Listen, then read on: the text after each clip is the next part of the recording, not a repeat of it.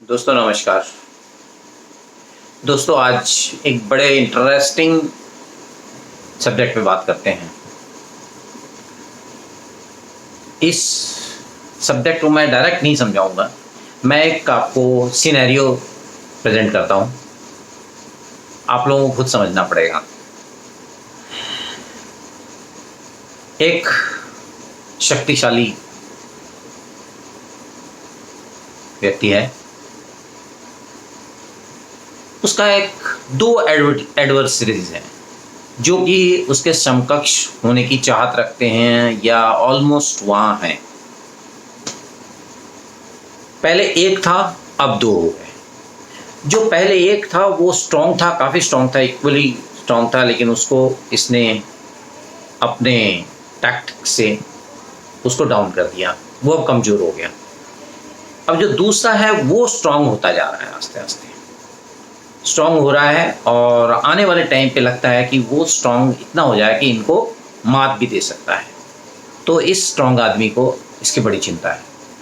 अब वो खोजता है कि इसको कैसे कंटेन किया जाए।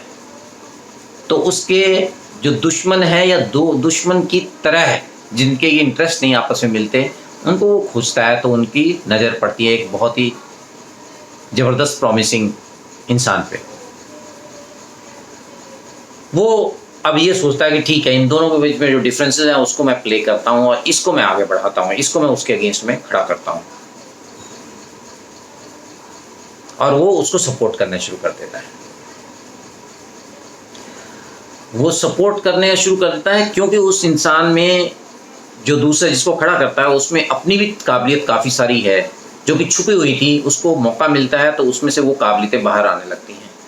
तो ये जो स्ट्रांग आदमी है ये सोचता है कि ठीक है, ये उसको तो परास्त कर देगा, लेकिन ये कल को मेरे लिए भी तकलीफ का कारण बन सकता है। ये जो मेरे विरुद्ध में खड़ा हो सकता है, इसमें इतनी पोटेंशियल है, इसमें इतनी ताकत है, तो इसका भी कुछ ना कुछ उपाय करना चाहिए। तो उसका उपाय कैसे करें? तो ये जो दूसरा व्यक्ति है उसका भी तोड़ खोजता है वो, और वो तोड़ उसको मिलता है उसके पड़ोस में। वो दोनों प्रतिद्वंदी, चिर प्रतिद्वंदी हैं, जिसके साथ उसका जो कन्फ्लिक्ट है वो बहुत ही, उसका कोई कंपैरिजन कोई है नहीं, लेकिन फिर भी वो है वहाँ पर। तो अगर उसको ज़िंदा रखा जाए और उसको अगर स्ट्रॉन्ग रखा जाए तो ठीक है, ये तो पहले वाले को काउंटर करेगा और इसको काउंटर करवाएंगे हम इससे। लेकिन जिसको वो खड़ा करना चाहता है उसकी इमेज बहुत ख़राब है, उसकी ये डायरेक्ट मदद कर नहीं सकता, तो अब क्या करें? लेकिन उसको जिंदा भी रखना, उसको मदद भी देनी है। तो उसके लिए वो कुछ इंतज़ाम करता है, कुछ इनडायरेक्टली हथियार भिजवा देता है। अब हथियार तो भिजवा दिए, लेकिन उसको पैसे भी पहुंचवाने हैं। पैसे कहाँ से? पैसे दे देगा तो पूरे वर्ल्ड ओवर में वो बदनाम हो जाएगा कि तुम ये ऐसा काम कर रहे हो गलत आदमी को, क्योंकि उसकी छवि बहुत ख़राब है, गलत आदमी को तुम पैसे दे रहे हो। अब इस सिनेरियो को यहाँ रख के हम अब दूसरी तरफ जाते हैं। अब उसी स्ट्रॉन्ग आदमी का एक समूह है, दोस्तों का समूह है, पुराने समय से वो समूह चल आ रहा है। जो वो समूह में सब कोई अच्छे हैं, बहुत ही स्ट्रॉन्ग है अपने आप में, लेकिन वो मिलिटरीली स्ट्रॉन्ग नहीं है, क्योंकि उनके साथ में इसने ही कहा है कि भाई आप लोगों को चिंता मत करिए, आप लोग मिलिटरीली स्ट्रॉन्ग होने की कोई ज़रूरत नहीं है, मैं आप लोगों की जब भी मुश्किल आएगी तो मैं आप लोगों की मदद करूँगा, और मैं अपनी जो सैन्य ताकत है वो मैं आप लोगों के यहाँ पर भी कुछ रखूँगा, स्टेशन करके भी रखूँगा, और जब भी ज़रूरत पड़ेगी मैं और भी भिजवाऊँगा, आप लोगों को चिंता नहीं करने की ज़रूरत नहीं है। तो इनका ये बादशाह है, एक तरह से इनका एक लीडर है, तो इसको उधर से कोई चिंता नहीं है। लेकिन उनमें से बीच बीच में एक है जिसमें कि अपनी कुछ ताकत भी है, भरोसा भी है अपने ऊपर, और स्ट्रॉन्ग भी है। तो वो इसकी कई बार मुखालफत करता है, वो इनको पसंद नहीं आता, ये मन में रखते हैं इस बात को, लेकिन वो उसके साथ ही हैं अभी भी। लेकिन मन में है कि नहीं, ये जो है ये स्ट्रॉन्ग बन रहा है और इसकी भी पर कतरने पड़ेंगे कभी ना कभी। इस मौके की तलाश में स्ट्रांग आदमी भी है। अब इसके बाद क्या होता है, उस जो पहला जो बड़ा प्रतिद्वंदी है उसको काउंटर करने के लिए ये उस अपने दोस्त के साथ में और भी दोस्तों को मिला करके एक समूह बनाता है। वो समूह बनाता है 4 दोस्तों के, 3 और दोस्तों के साथ में समूह बनाता है। उनमें से एक तो ये है जिसको वो काउंटर करने के लिए खड़ा कर रहा है। वो जो दो दूसरे दोस्त हैं वो ये चारों मिलके, ये तीनों जो हैं, इनके अलावा जो तीनों हैं, ये इस जो ग्रुप में है, इस ग्रुप को वो पहले वाले ग्रुप की तरह नहीं देखते हैं। वो बोलते हैं इसमें सब बराबर हैं, इसमें कोई लीडर नहीं है हमारा, हम सब लीडर हैं, कॉमन तरीके से काम चलेगा, सब इक्वल हैं, इसमें सबका इक्वल स्टेक रहेगा। ये इनको मंजूर नहीं है। अब ये जो बड़ा स्ट्रांग आदमी है जिसको भी लीडरशिप की आदत पड़ी हुई है, इसको ये भी मंजूर नहीं है तो सही साथ में, लेकिन इनको ये भी मंजूर नहीं है। तो फिर और एक चाल चलता है। वो चाल से उसके दो हल होते हैं, लक्ष्य हल होते हैं। क्या कि एक ये जो चारों का जो समूह है बना है, इनमें से 2 बंदों के साथ में ये अपना एक अलग समूह बनाने की कोशिश करता है और उसमें कुछ ऐसा करता है कि वो जो चारों के जो एक ग्रुप बना था इनके दोस्तों का, उनमें से जो सबसे शक्तिशाली था जिससे ये खार खाता है, कुछ ऐसी डील्स करता है जिसमें कि उसके हितों पर चोट पहुंचती है, उसको बहुत भारी फाइनेंशियल नुकसान होने वाला है। तो इससे इसके 2 हित पूरे हो गए। एक तो ये जो बराबरी वाला जो ग्रुप बन रहा था, इनमें से 2 को तोड़ा तो इसमें भी एक तरह से इसका वो लीडरशिप रोल आ गया, और उधर से कुछ ऐसी डील की कि उसको भी तकलीफ हुई और उसको भी फाइनेंशियली नुकसान पहुंचा। अब आता है, अब हम पिछले वाले सिनेरियो पे जाते हैं। भाई उसने ये जो जिसको ये खड़ा कर रहा है, उसका जो एडवर्सरी है, उसको उसने हथियार तो दे दिए, बहुत सारे हथियार दे दिए, इतने हथियार दे दिए कि वो पूरी की पूरी एक लड़ाई लड़ सकता है उससे। हथियार तो दे दिए, उसको पैसे की ज़रूरत है, पैसा कैसे दे? तो ये जो नया ग्रुप बनाया, इस नए ग्रुप में कुछ ऐसी डील करवा दी उस कंट्री के साथ, उस पड़ोसी के साथ, कि उसको बैठे बिठाए कूड़ा खरीदवा दिया और पैसा उसको मिल जाएगा, वो भी कैश उसको मिल जाएगा, बल्ले बल्ले। तो दोस्तों अब आप लोग कुछ समझ गए होंगे। मैं अब सीधी बात पे आता हूँ। ये जो ऑकस बनाया है, ये ऑकस बनाया है, इसमें ऑस्ट्रेलिया, यूके और अमेरिका, ये अमेरिका की चाल है।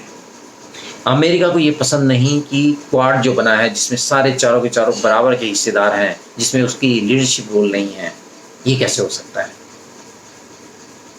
और ऑस्ट्रेलिया के थ्रू उसने JF-17 जो कि एक तरह से ठीक ठाक सा प्लेन है, उसको खरीदवाने की कोशिश कर रहा है। तो कैश एडवर्सरी के पास जा रहा है, राइट। पहले से हथियार वो उसको दे चुका है, तालिबान वहाँ छोड़ करके आया है, $80 बिलियन के सारे वहाँ से वहाँ जा रहे हैं। कैश इधर से मिल जाएगा, ये खरीदवा देगा, तो इसके पाकिस्तान भी जिंदा, और इंडिया के अगेंस्ट में उसको यूज़ करेगा। इंडिया को वो खड़ा कर रहा है चाइना के अगेंस्ट में, वो तो बहुत अच्छी बात है, लेकिन इंडिया को कंटेन करने के लिए इसको भी जिंदा रखना है। अब उधर जो समूह था इनके दोस्तों का, मतलब नाटो में ये लीडरशिप रोल पे था, जिसमें से कि फ्रांस कई बार इसकी मुखालफत करता था। फ्रांस के साथ में इंडिया की भी दोस्ती बड़ी अच्छी हो रही। इंडिया को अपना विमान बेचना चाहते थे, लेकिन इंडिया ने राफाल को खरीदा, तो उनको भी कंटेन करना है, उसको भी थोड़ा वीक करना है। तो जो ऑस्ट्रेलिया और फ्रांस में जो वो हो रही थी, डील हो रही थी, उसको तोड़वा करके अपनी डील दे दी ब्रिटेन के साथ मिलके। ब्रिटेन इसमें इसलिए है क्योंकि ब्रिटेन में अभी भी थोड़ी सी वो कॉम्प्लेक्स है कि हमने इंडिया पे राज किया है, इंडिया अब कैसे इतना स्ट्रॉन्ग होकर के आगे आ सकता है। तो ये सब पाकिस्तान को भी ऊपर से अभी नहीं कर पा रहे सपोर्ट, लेकिन अंदर से डायरेक्टली करना चाहते हैं। तो दोस्तों, लेकिन इस सिनेरियो में भारतीय विदेश नीति ने कमाल करके दिखा दिया। 3 जगह पे बहुत ज़बरदस्त काम किया है इंडिया ने। सबसे पहला, अफ़गानिस्तान में इन्होंने पंजशीर को नहीं छोड़ा और तालिबान को मान्यता नहीं दी। तालिबान को क्लियर कट इन्होंने from the day one support नहीं किया, चाहे जितना भी प्रेशर आया नहीं सपोर्ट किया, और उसमें पाकिस्तान की लिप्तता सामने आ गई और लोगों को पता चल गया, पाकिस्तान उसमें बदनाम हुआ।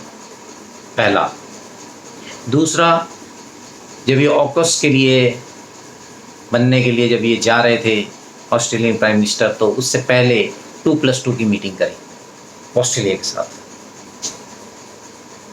और काफ़ी कुछ उसमें बातें हुई और ऑस्ट्रेलिया को काफ़ी कुछ फीडबैक दे दिया गया था। ऑस्ट्रेलिया वो फिर भी वहाँ गए, ऑकस ग्रुप बना, उसमें उन्होंने डील भी साइन की, उन्होंने ये भी माना कि चलो ठीक है JF ये बोल रहे हैं तो हम, जबकि मेरे हिसाब से उनको पता है कि JF-17 की क्या औकात है, तो उन्होंने उस समय तो कर लिया, लेकिन वापस आते ही उन्होंने ये डील कैंसिल कर दी। ये दूसरी जीत थी इंडिया की। तीसरी, ये सब होने के कारण जो फ्रांस को जो घाटा हुआ, तो फ्रांस के साथ खड़ा नज़र आया है भारत।